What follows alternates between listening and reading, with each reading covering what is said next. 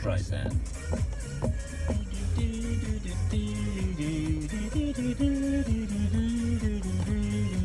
Well, my plans this morning have gone a bit pear-shaped. I started off on Dartmoor this morning, but I've come across onto the coast now because it's Dartmoor's a bit ropey, to be honest. Cloudy, raining, just pants really. So I've come across onto the coast at the moment to try my luck here. It's clearing here, so we've got some gaps in the clouds, so it should be better than Dartmoor, I would have thought this morning, but it just goes to show, doesn't it? Yeah, you make these plans, but it doesn't always work out. You've got to be flexible. So I'm going to go down and get set up now at my viewpoint, and I'll join you in a minute.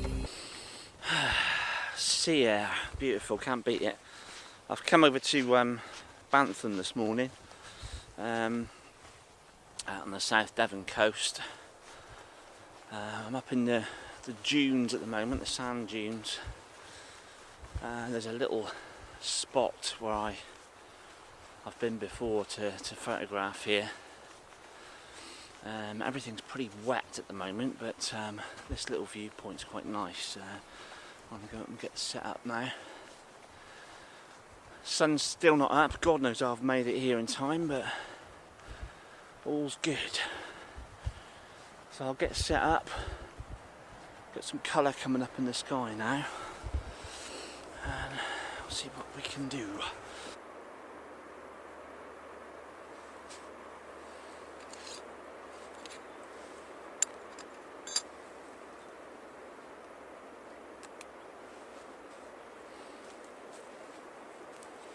I've set my shot up here with this fence line running through. You can see it snaking through in the distance there.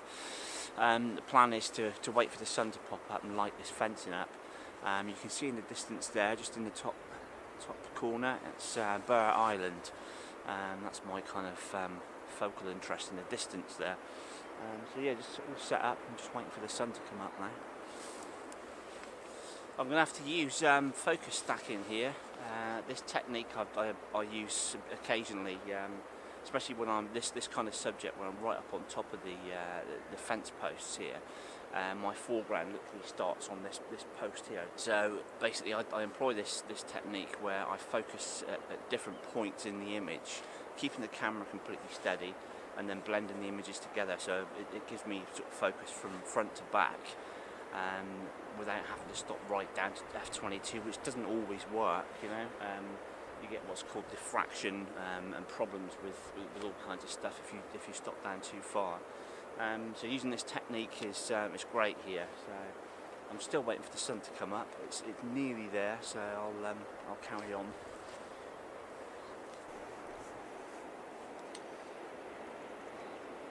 So here's my composition. It's quite nice. I've got the fence running through the shot there. I'm on a diagonal with the island in the background.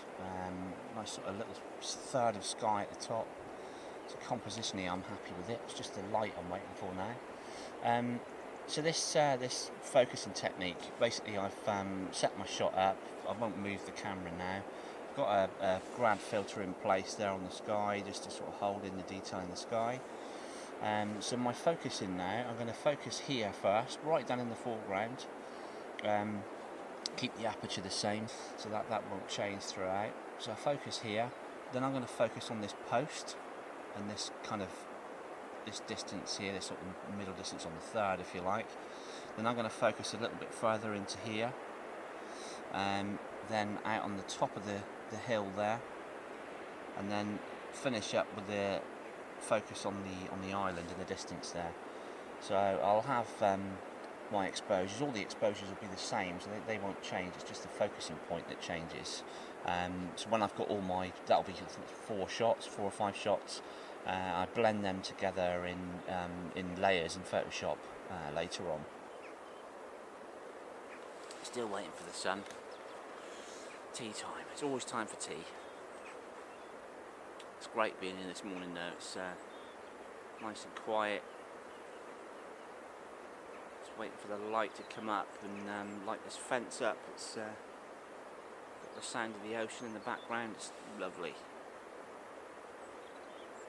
Nice cup of tea as well this morning. Ah, sun's up. Game on.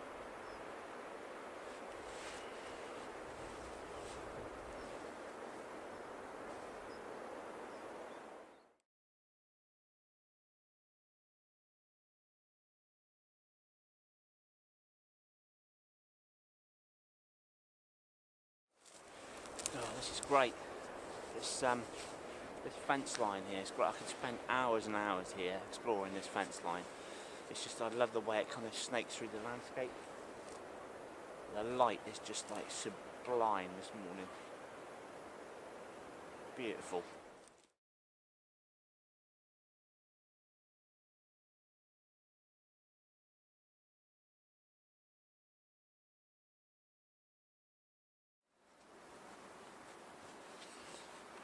I forgot about this this little walkway here through the dunes, cuts through the centre of them. But again, it's a nice sort of snaking S shape to it. So I think I might take a couple of shots of this first before I head down to the boathouse. The light is gorgeous at the moment, so I'm going to make the most of it.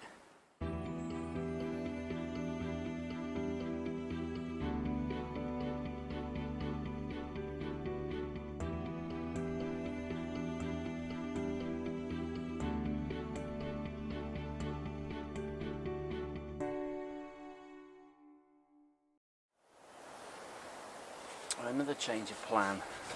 The boathouse here, I've shot here countless times over the years, but unfortunately they've banned public access to it now. You used to be able to walk down in front of the boathouse and on the beach there and shoot from there, which made a great shot. But yeah, yet another location that you can't go to. So I'm just going to have to suffice and shoot from up here with a longer lens.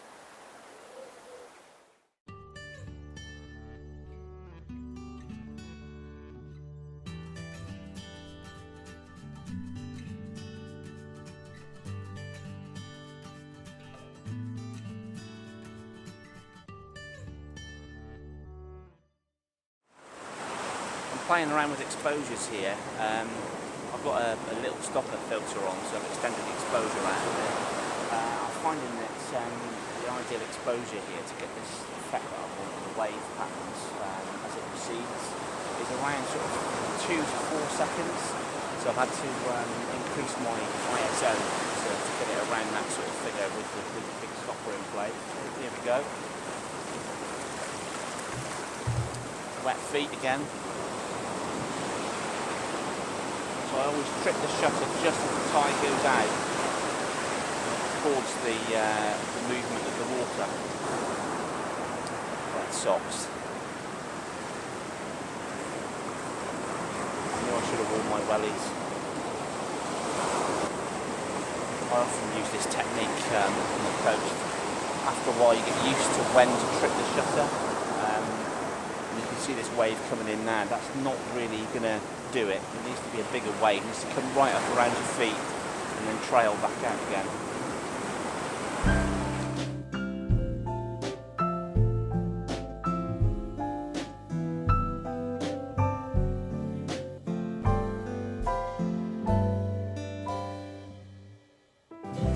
Hope you join me next time. Don't forget to subscribe. Down the bottom here somewhere. I'm going to carry on and shoot here now. Make the most of the light. The tide's coming in, so I'm not long. See you next time.